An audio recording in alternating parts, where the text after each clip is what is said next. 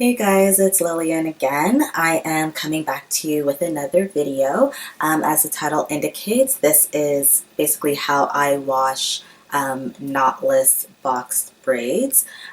So obviously, like I have knotless braids in. These are goddess braids, but they are a bit thinner than what some may be accustomed to because I did thin them out. I just want to show you a picture of what they looked like when they initially got done. Let me just look up the girl that did my braids. Let's see. Her name is Braids by Nikki for any of you Toronto people that may be watching. So this is how it looked. It's basically like that. She did a half up style. And then this is how it looked down. And don't get me wrong, I absolutely thought that was a stunning, stunning look. It was just because it was so thick for me, or thicker than what I'm accustomed to. It was just a bit much for me, and the curls did get a bit like tangled a bit with the actual braids. So like after about 2 or 3 days, I'm like, nah, I gotta fix that. So I just had to take out some of the curls. So I started mostly from the bottom, because like where the nape area is, because that's where the issue was lying. So for example, like I would just take a braid like this, and I would just snip off the curled part, and I just thinned it out, and we're good. So how do I wash my hair, and how do I keep it decent? So what I do, or what I start off with, I will spray my scalp just with water. This is just a water bottle that I got from a beauty supply store, and then just to make the hair damp and whatnot, I won't really like drench it with water. I'll just make it damp, and then I will take a shampoo. You could take whatever shampoo you want. Doesn't really matter, you do you. I have been using the Shea Moisture Jamaican Black Castor Oil Strength and Restore Shampoo. It has shea butter, peppermint, and apple cider vinegar, and it cleanses and nourishes natural, chemically processed, or heat styled hair, and it's sulfate free and color safe.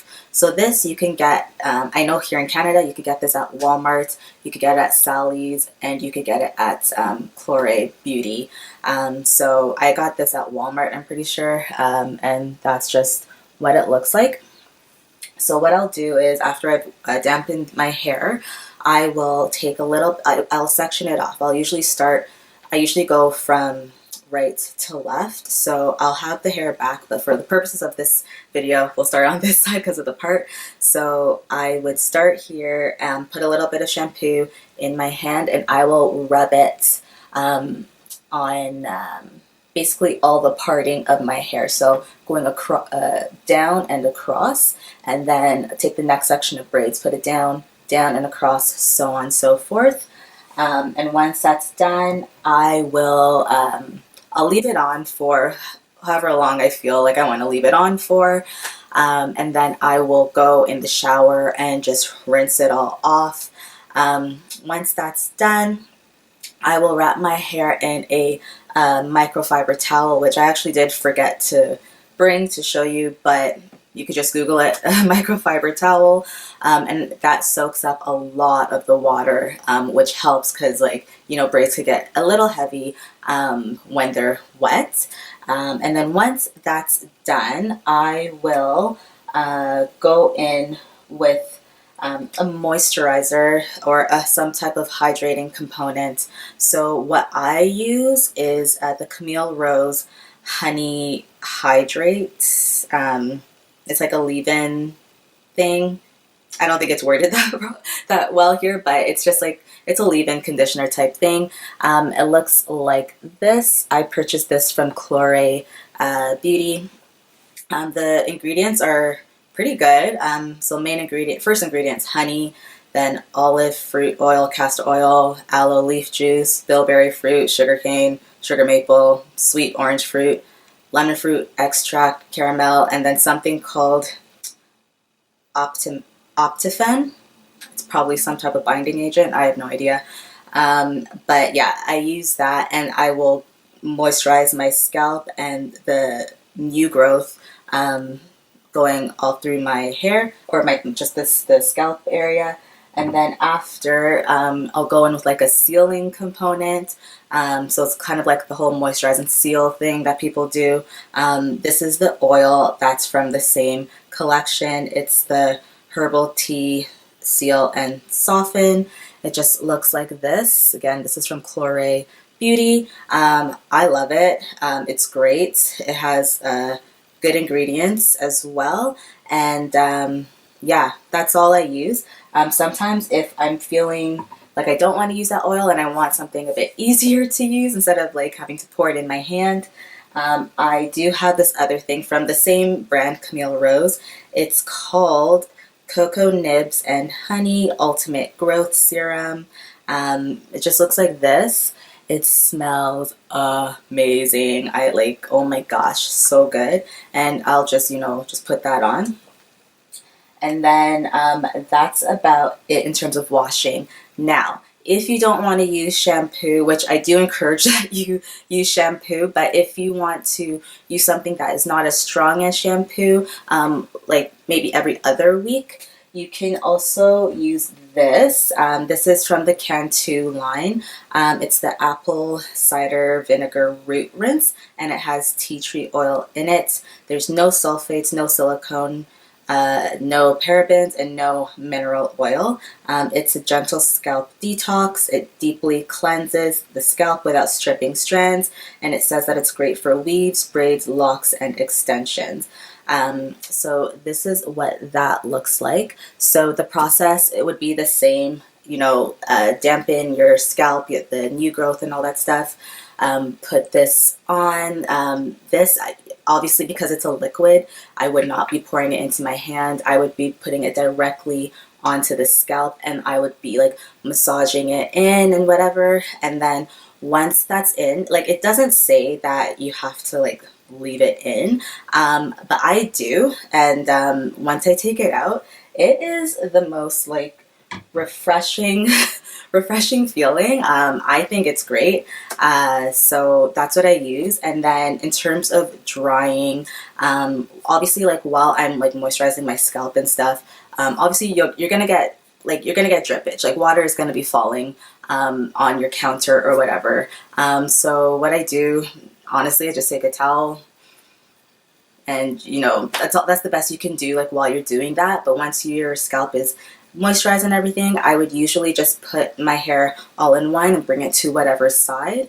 I would put a towel here and like a hand towel, put it there, and I'll just put an elastic there just to hold it, and it will just soak up any of the water that is coming down. And then maybe after like an hour, I will take the towel off, and all like any type of drippage would be done. But sometimes like there's still a bit of water retention here, and just let it air dry and it's good.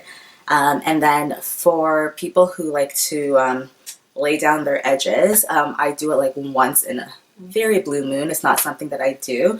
I have this because this is what the girl who braids my hair uses. It's the Shine and Jam Conditioning Gel Extra Hold. Just looks like this. This stuff smells so good. Like, I can't even explain. So good.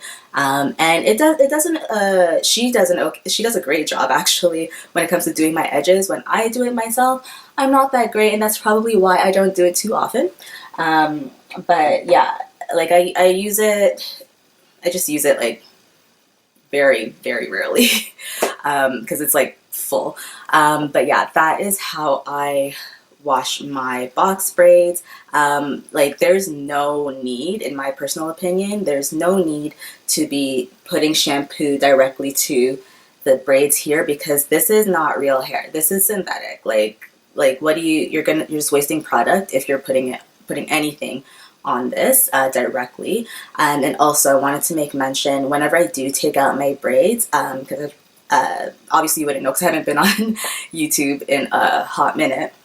But I've been wearing braids on and off since September now of 2019 because I have been transitioning from my relaxed hair to natural hair. I started that in March 2019, so I have a lot of hair happening, and yeah, whenever I take the braids out, my hair is so soft.